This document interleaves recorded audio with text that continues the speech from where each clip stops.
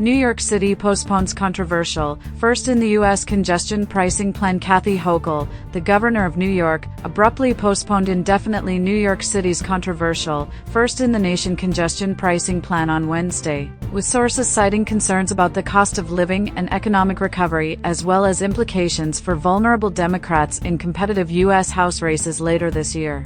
Under the politically unpopular plan, which would have come into effect later this month, passenger cars would have been charged $15, small trucks $24, and large trucks $36 to enter Manhattan below 60th Street, and would have contributed as much as $15 billion for New York's public transport system and infrastructure improvements. In a taped statement, Hochul said she was concerned the tolls would negatively affect the city's post-pandemic recovery and that there would be unintended consequences if it went ahead.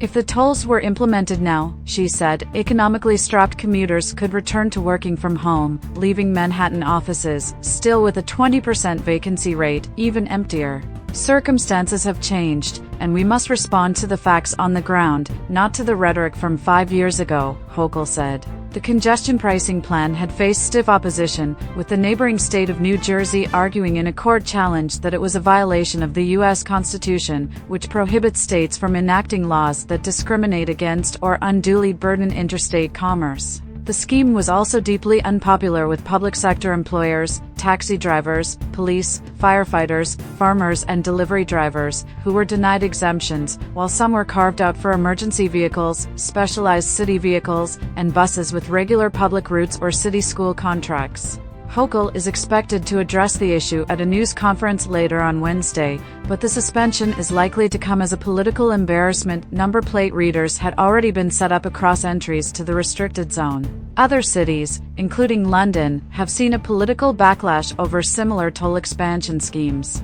Eric Adams said he agreed with Hochul's decision because we have to get it right, and that he is all for looking at other options to generate revenue without impinging on people's lives. We have to get it right, the New York mayor said.